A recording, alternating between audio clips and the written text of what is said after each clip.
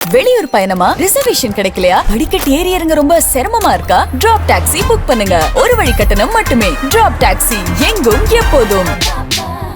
தற்போது வந்துள்ள அண்மை செய்தி.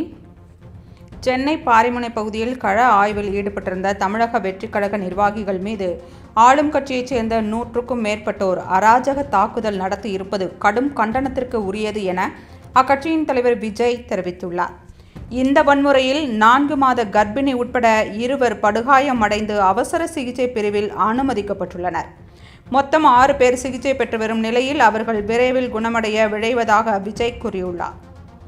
தவேகாவிற்கு மக்களிடையே பெருகி வரும் செல்வாக்கை பொறுத்து கொள்ள முடியாமல் ஆளும் கட்சியினர் இவ்வாறு வன்முறையை கட்டவிழ்த்து விட்டுள்ளதாக அவர் குற்றம் சாட்டியுள்ளார். இது ஜனநாயகத்தின் குரல் வளையை நெரிக்கும் செயல். திமுகவின் தோல்வி பயத்தையே இது காட்டுகிறது. இந்த அராஜகத்திற்கு வரும் சட்டமன்ற தேர்தலில் தமிழக மக்கள் தக்க பாடம் புகட்டுவது உறுதி என விஜய் எச்சரித்துள்ளார். தற்போது வந்துள்ள அண்மை செய்தி. சென்னை பாரிமுனை பகுதியில் கள ஆய்வில் ஈடுபட்டிருந்த தமிழக வெற்றிக் கழக நிர்வாகிகள் மீது ஆளும் கட்சியைச் சேர்ந்த 100க்கும் மேற்பட்டோர் அராஜக தாக்குதல் நடத்தி இருப்பது கடும் கண்டனத்திற்கு உரியது என அக்கட்சியின் தலைவர் விஜய் தெரிவித்துள்ளார்.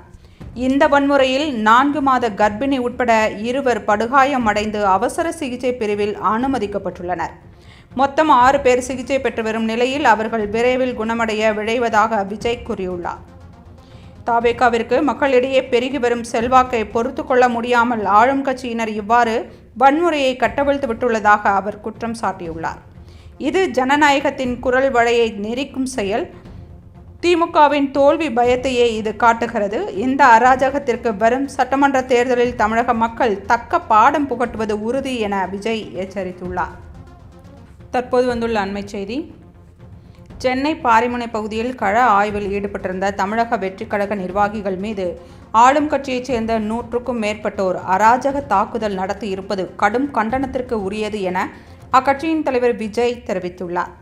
இந்த வன்முறையில் 4 மாத கர்ப்பிணி உட்பட 2 படுகாயமடைந்து அவசர சிகிச்சை பிரிவில் அனுமதிக்கப்பட்டுள்ளனர். மொத்தம் 6 பேர் சிகிச்சை பெற்று வரும் நிலையில் அவர்கள் விரைவில் குணமடைய விழைவதாக விஜய் கூறியுள்ளார். தவேகாவிற்கு மக்களிடையே பெருகி வரும் செல்வாக்கை பொறுத்து கொள்ள முடியாமல் ஆளும் கட்சியினர் இவ்வாறு வன்முறையை கட்டவிழ்த்து விட்டுள்ளதாக அவர் குற்றம் சாட்டியுள்ளார். இது ஜனநாயகத்தின் குரல் வளையை நெரிக்கும் செயல்.